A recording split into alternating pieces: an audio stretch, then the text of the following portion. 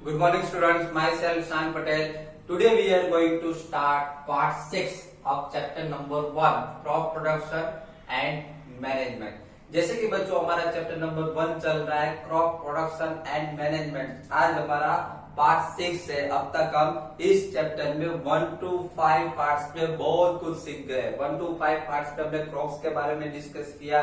Crops के बाद part 1 में क्रॉप्स के बारे में डिस्कस किया था। पार्ट 2 में हमने याद है आपको कुछ 7 स्टेप्स क्रॉप प्रोडक्शन, क्रॉप जो प्रोड्यूस होता है, फार्मर जो क्रॉप फील्ड में ग्रो करते हैं उसके 7 स्टेप्स है। उसमें से फर्स्ट स्टेप हमने देखा था प्रिपरेशन ऑफ सॉइल, पार्ट 2 में देखा था। पार्ट 3 में हमने उसके बाद का second step sowing of seeds, seeds को बाद में पहले सॉइल को प्रिपेयर करके बाद में सेकंड स्टेप से वो है सीड्स को सोइंग करना। ओके, उसको कौन से टूल्स की हेल्प से सोइंग करते हैं उसके बारे में डिस्कस किया। उसके बाद के पार्ट में हमने उसके बाद जो थर्ड स्टेप जो है एडिंग मैन्योर एंड फर्टिलाइजर के बारे में डिस्कस किया था कि सीड जो सोइल करने के बाद उसके अंदर मैन्योर ऐड करना पड़ता है, सोइल के अंदर फर्टिलाइजर करना पड़ता है, जिसकी वजह से क्रॉप जो है वो अच्छा ग्रो हो, उसको सोइल को अच्छे न्यूट्रिएंट्स मिले। क्लियर? तो ये था थर्ड स्टेप। उसके बाद फोर्थ स्टेप हमने इरिगेशन के बारे में डिस्कस किया था। इसके बारे में इरिगेशन फोर्थ स्टेप था, जो इरिगेशन था जो हमने लास्ट पार्ट में डिस्कस किया था। इरिगेशन में हमने दो टाइप के इरिगेशन के बारे में डिस्कस किया, traditional methods of irrigation and modern methods of irrigation. उसमें से ट्रेडिशनल मेथड्स ऑफ इरिगेशन थी, उसके 4 पार्ट्स थे, और मॉडर्न मेथड ऑफ इरिगेशन थी, उसके 2 पार्ट्स थे, sprinkler system and drip system. आपको याद हो? क्लियर? ओके, तो यहां तक हमने डिस्कस किया है। अब आज के लेक्चर में पार्ट 6 पे हम 5th नंबर का जो स्टेप जो है क्रॉप्स ग्रो करने की जो प्रोसेस पे, उसमें 5th नंबर का जो स्टेप से चलो अब प्लांट्स को वाटरिंग कर दिया, इरिगेशन कर दिया। उसके बाद प्रोटेक्शन फ्रॉम वीड्स।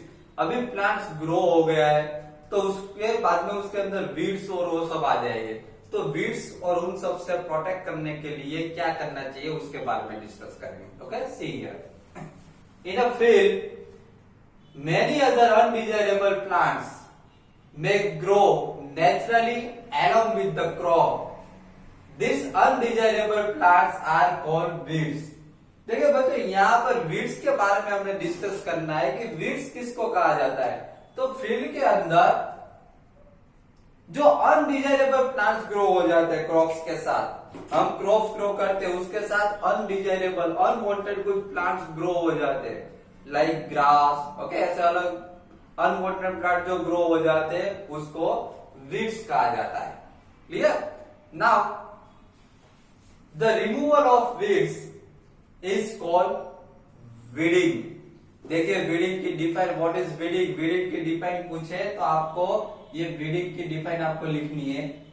अगर वीडिंग की डिफाइन पूछे तो the removal of weeds is called weeding. ये जो वीड जो होते हैं, जो अनवांटेड प्लांट, जो अनडिजायरेबल प्लांट जो होते हैं, जो हमारे क्रॉप्स के साथ ग्रो हो जाते हैं, वो वीड्स को रिमूव करने की जो प्रोसेस जो होती है उसको वीडिंग कहा जाता है। याद रखेगा।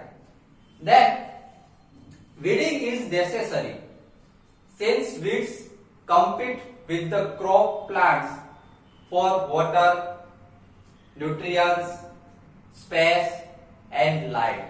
देखिए यहां पर ऐसा बताया गया है कि वीडिंग जो है तब कंपलसरी बन जाता है। कब कंपलसरी बनता है? जब वीड जो होते हैं, जो अनवांटेड, जो अनडिजायरेबल प्लांट जो होते हैं क्रॉप्स के साथ जो ग्रो हो जाते हैं, जो अनडिजायरेबल प्लांट जो होते हैं, वो जब क्रॉप्स की सनलाइट, क्रॉप्स का वाटर, ये सब लेने लगे। समझ में आ रहा है?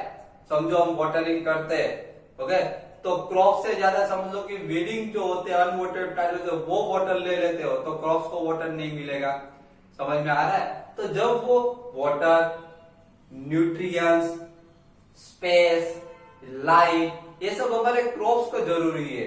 तो अगर उसके साथ क्रॉप के साथ अगर वीड्स ग्रो हो जाएंगे, वीड्स ये सब ले लेंगे तो हमारा क्रॉप ठीक से ग्रो नहीं होगा। इसीलिए वीडिंग करना बहुत ही इंपॉर्टेंट है। अनडिजायरेबल अनवांटेड जो प्लांट्स है उसको रिमूव करना बहुत ही जरूरी है।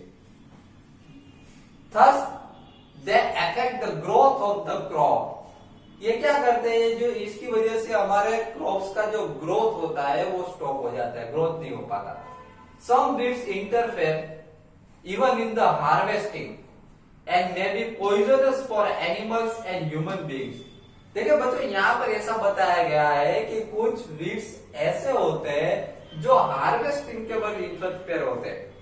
समझ लो कि वीड्स ग्रो हो गए क्रॉप्स के साथ, तो जब अब क्रॉप्स के हार्वेस्टिंग का टाइम हो जाएगा, जब उसको हार्वेस्ट करेंगे क्रॉप्स को हम, तो उसके साथ वीड्स भी आ जाएंगे। समझ में आ रहा है? तो तब वो इंटरफियर करते हैं। And may be poisonous for animals and human beings. ये जो वीड्स जो है वो एनिमल्स और ह्यूमन बीइंग दोनों के लिए पॉइजनस है। क्लियर? इसीलिए इसको रिमूव करना बहुत ही जरूरी है। Then farmers adopt many ways to remove weeds and control their growth। देखिए यहाँ पर ऐसा बताया गया है, हमारे माइंड में क्वेश्चन हो कि ये वीड्स को रिमूव किस तरीके से किया जाता होगा। तो फार्मर के पास मेनी वेज, बहुत सारे वेज है ये वीड्स को रिमूव करने के लिए। देखिए, tilling before sowing of crops helps in uprooting and killing of weeds which may then dry up and get mixed with the soil। देखिए यहां पर ऐसा बताया गया है, tilling before sowing of crops, crops को सोइंग करने से पहले क्या किया जाता है, टिलिंग किया जाता है। Of crops helps in the uprooting and killing of weeds. इससे क्या किया है, वीड्स को अपरूट किया जाता है, वीड्स को निकाल दिया जाता है, उसको किल किया जाता है। विच में देन ड्राई अप, जिसकी वजह से बाद में वो ड्राई हो जाते हैं, and gate mixed with the soil, और सोइल के अंदर मिक्स हो जाते हैं। तो ये एक आइडिया है, एक मेथड है जिसकी वजह से ये जो वीड्स जो उसको रिमूव किया जाता है, इस मेथड से किया जाता है। अब दूसरी भी कुछ मेथड्स है। The best time for the removal of weeds is before they produce flowers and seeds. देखिए बच्चों, यहाँ पर ऐसा बताया गया है कि यहाँ पर माइंड में एक क्वेश्चन अराइज हो कि सर ये वीड्स को रिमूव करने का बेस्ट टाइम कौन सा है। तो वीड्स को रिमूव करने का सबसे बेस्ट टाइम यहाँ पर दिया गया है, the best time for the removal of weeds is before they produce flowers and seeds. Weeds में फ्लावर्स और सीड्स आ जाए उससे पहले ही उसको रिमूव कर देना चाहिए। This is done with the खुरपी। ये खुरपी की हेल्प से ये कर सकते हैं। And a seed drill is also used to uproot weeds। Weeds को अपरूट करना हो तो उसके लिए सीड ड्रिल भी यूज होता है। ओके, खुरपी की हेल्प से भी कर सकते हैं, सीड ड्रिल के भी हेल्प से भी ये वीड्स को है उसको रिमूव कर सकते हैं। ओके, तो हमने देखा कि किस किस की हेल्प से ये वीड जो है रिमूव कर सकते हैं। सबसे पहले तो ये वीड जो है रिमूव करने का सबसे बेस्ट टाइम कौन सा है, तो वीड्स को रिमूव करने का सबसे बेस्ट टाइम वीड्स में सीड्स और फ्लावर्स आ जाए उससे पहले उसको रिमूव कर देना चाहिए। ओके, ये एक तो सबसे बेस्ट टाइम है। और इसको रिमूव करने के लिए कौन से टूल्स यूज होते हैं, तो उसके बारे में हमने समझा कि इसको रिमूव करने के लिए या तो खुरपी यूज की जाती है या तो सीड ड्रिल का भी यूज किया जा सकता है। Okay, now weeds are also controlled by using certain chemicals called weedicides like 2,4-D। देखिए यहाँ पर कुछ वीडीसाइड्स के नेम भी दिए हैं कि वीड्स दूसरी मेथड भी है जो वीड्स को रिमूव करने की, वीड्स को कंट्रोल करना हो तो कुछ केमिकल्स भी यूज किए जाते हैं जिसको वीडीसाइड्स कहते हैं, लाइक 2,4-D। 2,4-D ये वीडीसाइड जो केमिकल्स जो है वो भी स्प्रेड किए जा सकते हैं। ओके, ये केमिकल्स आपने स्प्रेड करते हुए आपने देखा होगा कि ये केमिकल जो है किस तरीके से स्प्रेड करते हैं। These are sprayed in the fields to kill the weeds. They do not damage the crops। देखिए यहाँ पर ऐसा बताया गया है कि ये जो स्प्रेड करते हैं फील्ड में टू किल द वीड्स, इसकी वजह से वीड जो होते हैं वो किल हो जाते हैं। They do not damage the crops, इसकी वजह से क्रॉप्स का कोई डैमेज नहीं होता। आपने कभी कभी फील्ड में देखा हो तो फार्मर जो है पीछे वो बोटल्स लगा के आपने देखा होगा तो स्प्रेड करते रहते हैं, आपने देखा है ना, तो वो वीडीसाइड्स होता है। क्या होता है, वो एक केमिकल्स होते हैं जिसको वीडीसाइड्स कहते हैं। देखो इस तरीके से फार्मर से ये पिक्चर देखो, पिक्चर दिख रहा है आपको, तो इस तरीके से देखो पिक्चर पे पीछे बोटल्स लगाई हुई है और आगे वो स्प्रेड कर रहे हैं। देखो तो इस तरीके से फार्मर जो है वीडीसाइड स्प्रेड करते हैं क्रॉप्स के ऊपर। ओके, लेकिन क्रॉप्स को कोई डैमेज नहीं होता। जो वीड्स जो होते हैं वो क्या हो जाते हैं, किल हो जाते हैं। Clear? Now the weedicides are diluted with to the extent required and sprayed in the fields with a sprayer। Sprayer की हेल्प से ये स्प्रे किए जाते हैं वीडिसाइड्स जो होते हैं वो। देन देखो यहाँ पर हमारे माइंड में क्वेश्चन हो कि ये जो स्प्रेड किए जाते हैं इसकी वजह से वीड जो है कील हो जाते हैं, तो जो स्प्रेड करते हैं, जो फार्मर्स और जो वर्कर्स होते हैं वो स्प्रेड करते हैं, तो उसके नोज में नहीं चला जाएगा क्या, उसको कोई डैमेज नहीं हो सकता क्या? तो उसके बारे में डिस्कस करते देखिए। As already mention the weedicides are sprayed during the vegetative growth of weeds before flowering and seed formation।